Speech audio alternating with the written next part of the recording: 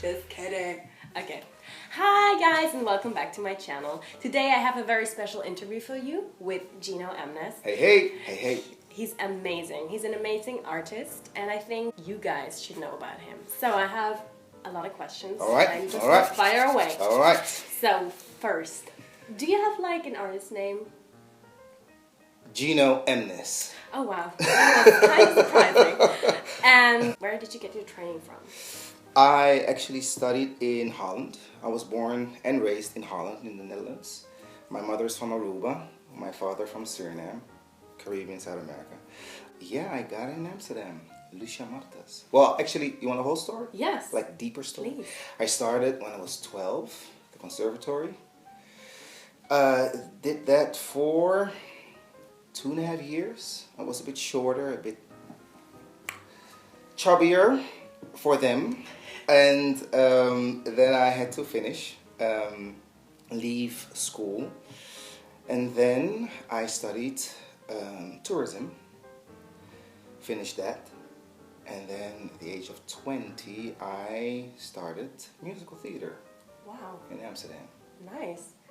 How is that you did something totally else in between? That was devastating for me, because for me, going to the conservatory was something, well, I don't know if you know really what that is. I mean, it's classical ballet that we did, and it's a very strict regime kind of thing, and it's really for children that are on that school, that is, they're live, and it's the highest what you can of schools in Holland to study, you know, for classical ballet. So everything that is less is less. Okay. So when they tell you to leave that school, you feel less. You feel not unaccomplished. Thank you very much. So it took me really years, and because I was a little bit shorter and chubbier, I had to go to the dietist, and they checked my lunchbox and well, whatever, all those kind of things. So I had a body issue for a long time.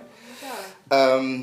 It was very hard for me to change profession already at that age and to get that kind of way. Yeah. But yeah, it was good. It was good that I did it.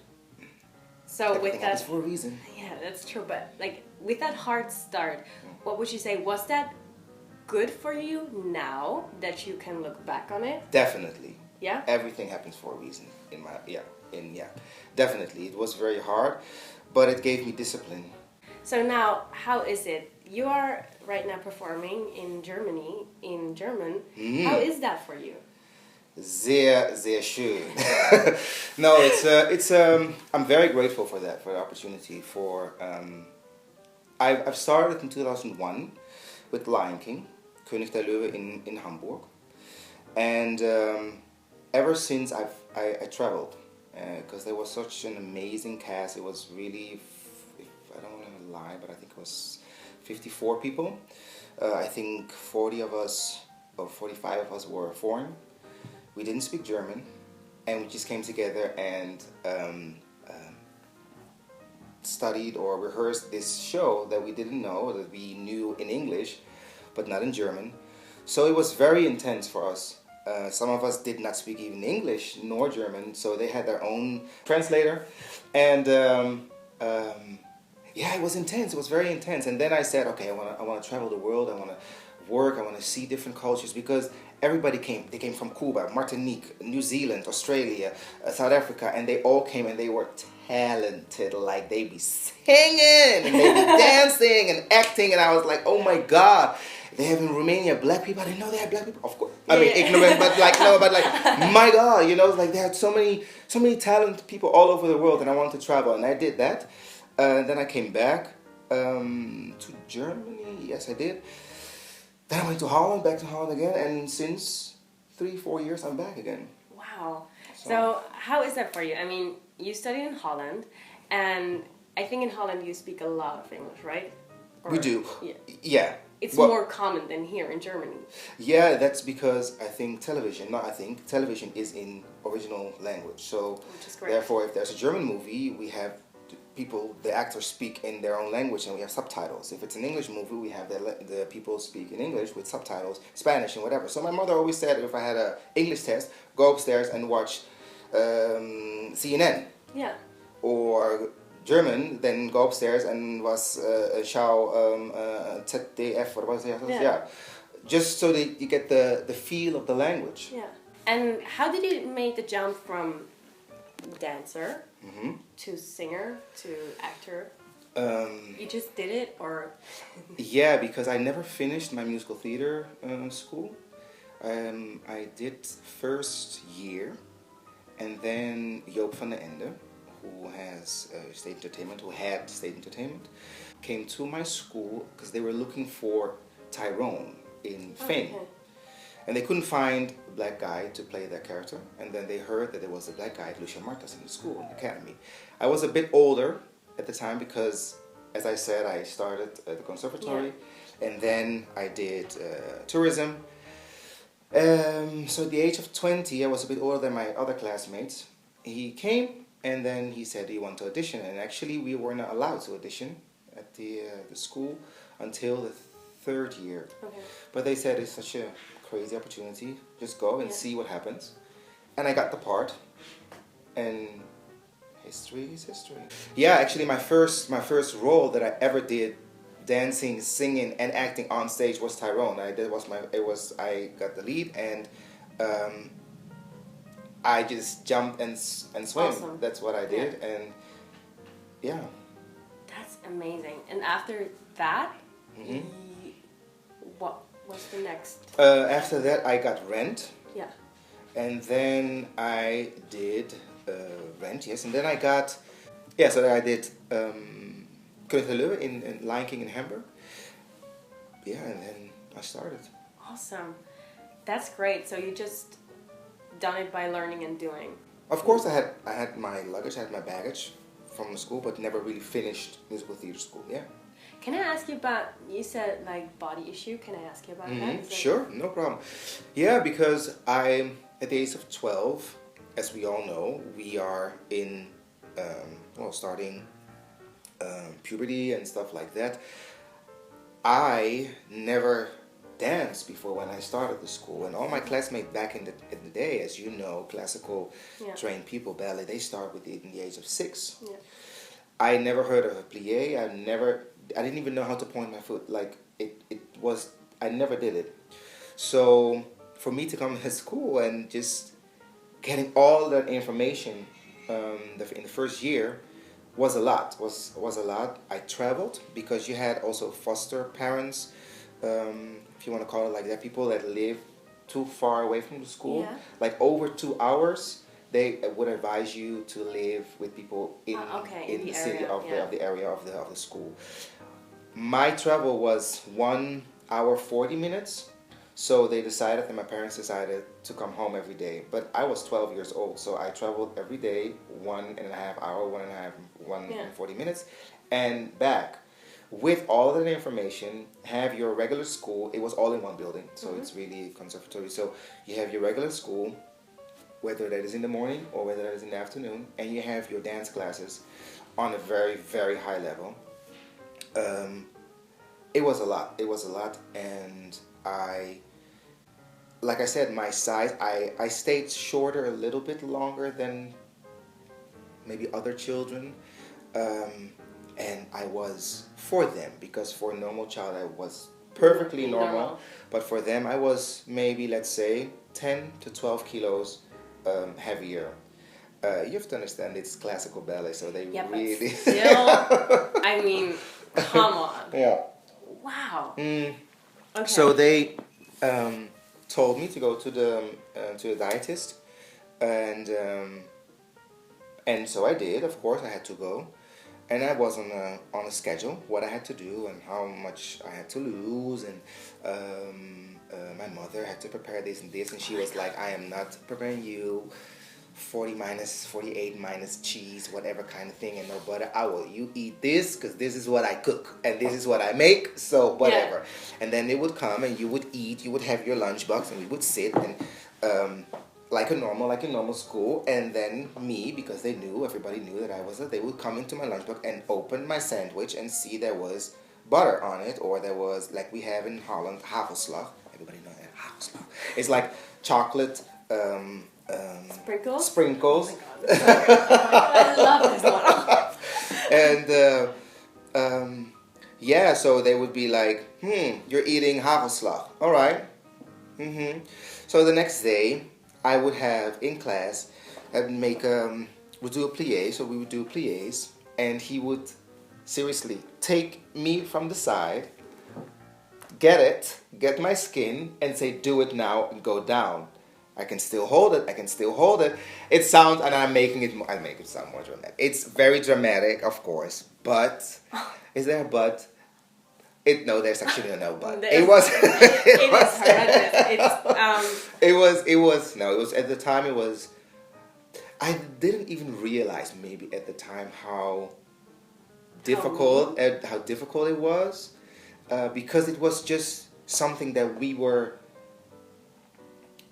drained. It was something that was that was just the norm. And I think it is, especially for girls, also because, of course, when you're 12 to 13, you're still flat. Yeah. You don't know what comes out. You don't know what's going to happen at the age of 16 or even younger. You have no clue. Sometimes they just stay flat, and sometimes they be like, oh, the body is, changing. The body is changing. So that would be also for the girls a lot of psychological problems, because they would starting to get issues with their body. Yeah. And of course, I think classical ballet is one of the most confronting professions to do, because you are confronted with yourself every minute of the day, because you have that mirror in front of you. Yeah. There's always a mirror that will tell you the honest truth. Yeah. But so many years after not being a dancer anymore, still, of course, has my I do have the knowledge of my body and who I am, in the sense of the body. It helps me because I can let it go. I can let it go and just be, but also know that when I am with dancers, and you know what the funny thing is? I love to work with dancers because they're crazy. Yeah. Dancers are crazy. I love dancers because they have this very interesting spirit. Yes, and it's fun because they make fun of themselves.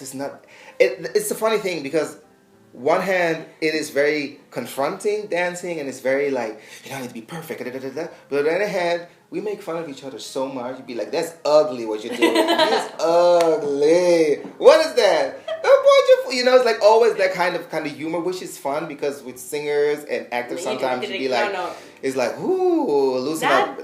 It's that got serious pretty fast. I don't know, from laughing in the break to... Oh, bitch, you can't move there. I'm sorry. So, it's true. What are you doing right now? Where are you performing? At the moment, I'm in Rocky in Stuttgart. Nice. I did it in Hamburg, and we moved a couple of months ago to Stuttgart. How are you coping with all that moving? It's getting harder and harder and harder because as you grow older, your priorities change. And things shift in your existence, just settling down. Yeah. But it's also part of my profession, so you make the best out of it and try slowly to be in a city where you can maybe work and have a private life and stuff. So So how's that going for you? Like, you're right now in Rocky, and do you have like any plans? What is coming up next? Ooh, yes, the question, the future. Do you know the future? I will be going to Sister Act in Berlin and play a character that I already played, Schütze Fritze, Sweaty Eddie. Awesome. Oh my God. Which is fun. I did that when I came back to Germany. Okay. And I was very grateful that I immediately got that part, a part again. And then I changed into Apollo Creed in Rocky, which of course is the opposite of the opposite. So I was very thankful and grateful again for them to give me that opportunity to show something else. And now... By the way, you are very good. So they don't have... there is no... Thank you very much. Thank you very much. Deal here to do that. So I just want to say... Thank you. Yeah, and now there's a tour, and I will start in Berlin. Nice, so I could come watch you? You surely can. Oh my god, it's gonna be amazing. Oh, amazing! It's gonna be super amazing. I'm gonna be so excited for it. Oh my god, can you imagine? Like, me being there, watching you. Oh my god. For real? Super crazy. Because do you guys know where we met? Oh my god, we met at Hairspray. It's true, you were my brother. Oh my god! Right? Okay, I wanted to do it because she did this, and then I wanted to sing a song from Hairspray, but I didn't get it. Like, oh my god. Oh my god, it's not Hairspray. That is, Wow! That was bad! That was really bad! Welcome to the 60s! That was it. That was our song. I don't know. Run and tell that. I don't know the melody anymore. Me neither. I don't know it. Warum nur ist diese Welt so stur, dass ich für viele bloß eine Farbe bin? Gerade die helfen wollen uns nicht. Ich weiß nicht mehr, aber so war etwas heißt. Yeah. Yeah. Something like that. Yeah. That was good. That was really good. Right. Oh my god. So, Sister Act is coming up. That's awesome. Yeah. So you're doing the tour that it would be like Berlin and after? There will be other cities. Not clear yet, or? Not clear yet. Okay. Yeah. So how do you think musical theater will be here in Germany in like 5 years? Do you see a future for musical theater in Germany, or? Wow. Sadly, have to say that things are changing drastically, and yeah, for us, not in a good way, and kind of it's the crisis and stuff. People are producers have a problem selling shows, and they go for, of course, the big shows that they know that's going to sell, which of course not always for us performers, not maybe the most interesting show. So it's yeah, of course, cutting down on orchestra, going into 7-piece, 8-piece band kind of ish, click track. That is not our profession, because we are trained to sing and to be live, and that is what musical theater is about, to do it 7-8 times a week live. And a lot of people always say, of course, when you come from another discipline like actors or singers, how can you do that 8 times a week, 7 times a week? That is exactly what we do, because yes, of course, it is demanding, and of course you will come in on a Sunday morning and be like, again. But then again, to have the discipline and to play it on Sunday morning like you play it on Tuesday morning, that is pure technique, and that is hard. That is what we do. But yeah, if you ask me the question, I don't see a very bright future for musical theater.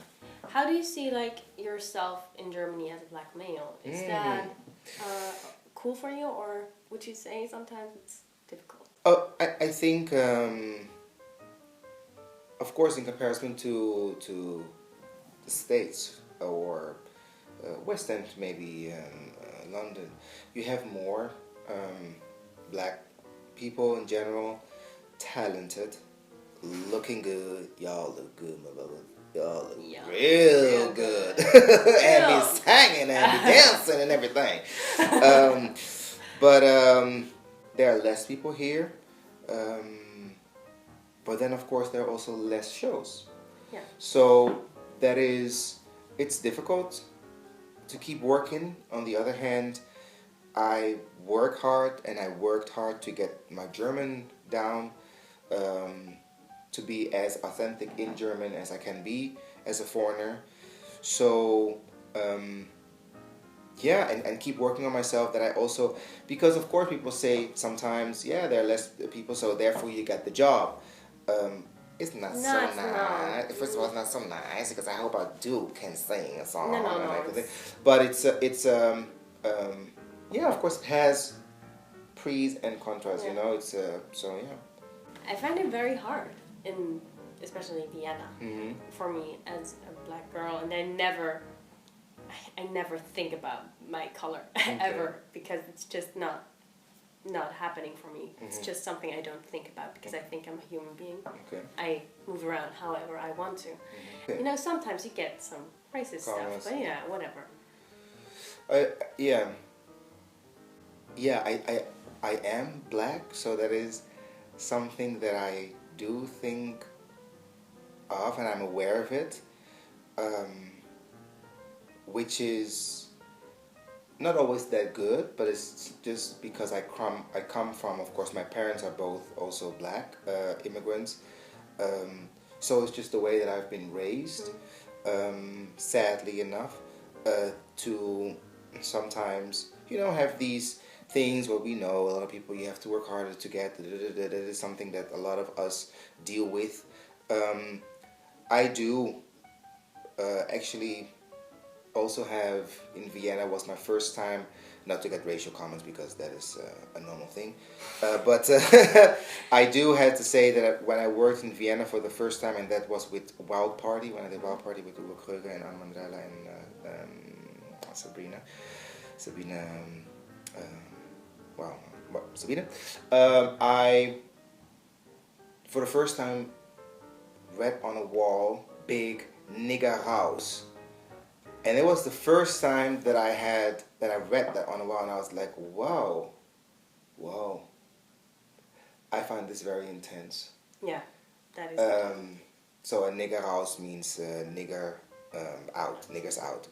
So it's, that particular city doesn't have that particular feel for me. No, it doesn't. But it is a beautiful city, and yeah. How do you use social media? Is that for you a big tool, or would you say, like, to get your message out, if you have one? Is it like something you use very often? I'm an Instagrammer, which is fun because I like it. I like just doing a picture, little good morning, little some, little quote, and it's fun. You can follow people. It's so cool. It's really cool. I love it. Love it. Also, I love that you post a lot of like gym stuff you do. Cause you know what? Listen, like I told you the story, we go back to the beginning. I got a body issue for a long time, and I am 18 again now, and and I'll be like, I work hard for this damn body, Yeah. and it's you gotta show it. People should appreciate me for this. No, but it's just something. I'm a little bit. I'm happy that I have the body. Yeah, sure you should be. Which is a way like, can I say that without sounding arrogant? It's not arrogant. No, I'm just like, arrogant. but I work hard for it. It's cool. And I do show my workout, maybe to inspire other people. Which is amazing, by the way. Thank you very much. And he just told me he eats everything. And because that's why I go to the gym.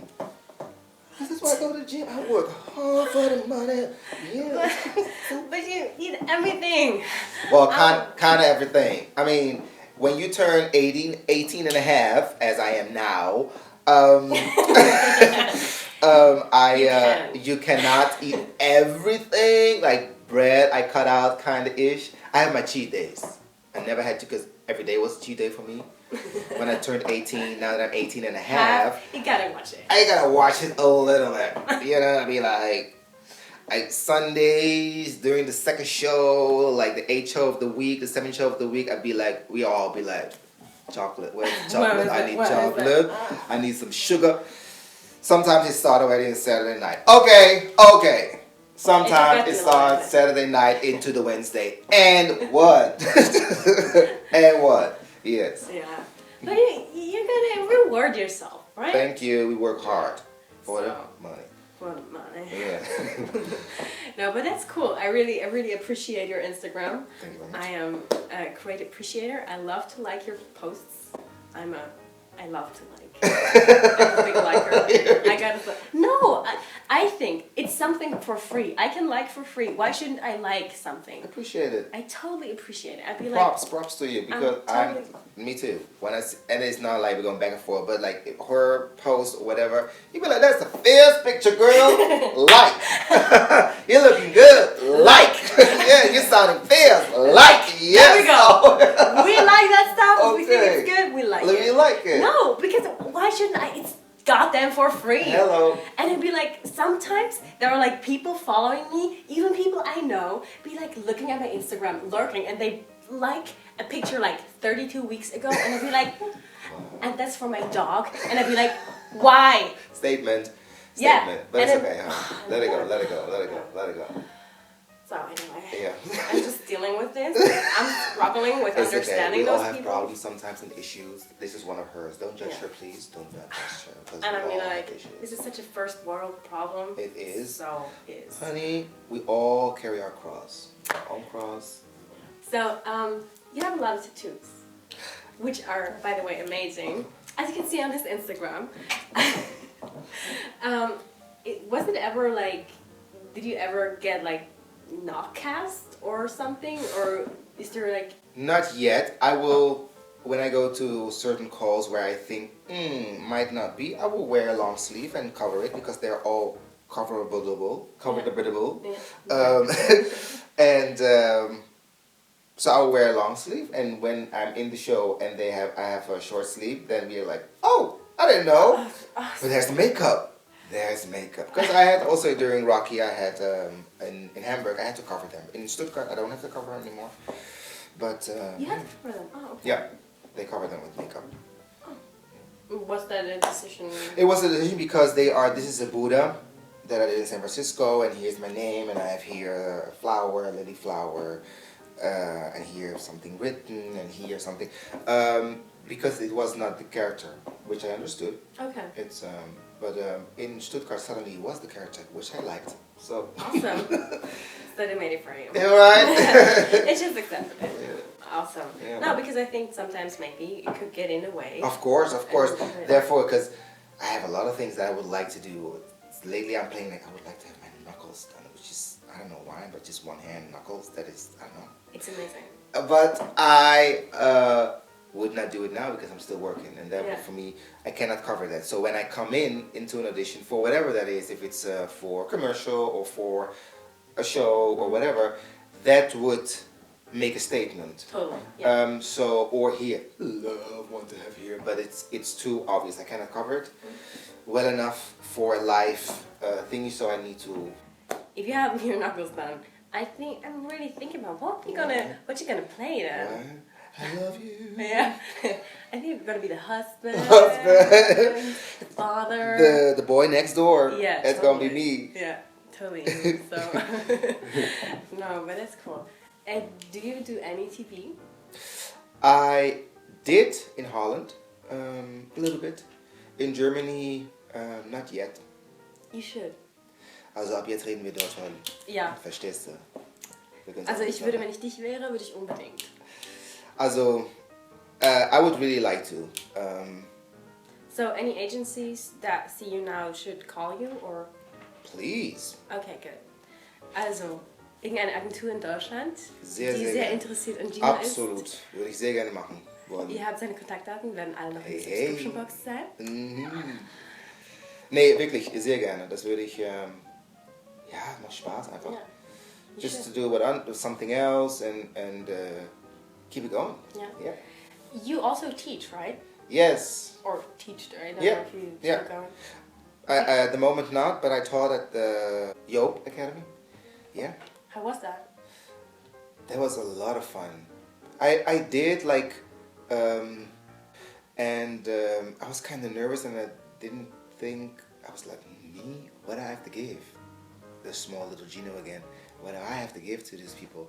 But it's because you learn so much from teaching yourself. Yeah. And yeah, it's nice. It's very, very nice. It's very rewarding and it's very inspiring.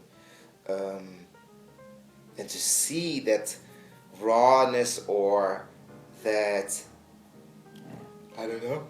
And try to work with that. Yeah. Very much, very fun. Do you see a future for yourself in that, or? Oh, I would like to do it. Maybe not full time, not yet. But definitely, yes, I would love if people are interested. Contact me and stuff because it's fun. Awesome. It's a lot of fun. Yeah, cool. Yeah. So if like people are out there who would be like, oh my god, it would be so cool to get some lesson from you. Yeah, sure. Oh, you're open for that. Cool. Yeah, So, sure. and is there anything you would like to do some commercial for it for yourself or? Oh, I'm so bad with that, but it's no. The only thing is what I can say is that I'm very grateful and thankful for people that follow me and that appreciate what I do, because I think it's a very humbling profession that we have, in the sense of we work with this instrument that we got, whether it's the body, whether it's the voice, or your voice in the sense of speaking or singing, and that we trained, but it's a very personal. Certain people like your voice, certain people don't like your voice. It's a very it's a profession. Not everybody will like you, and it's nice to know that you're appreciated on stage when you do your thing, and people like what you do. Yeah, but to make say like, no, I don't know.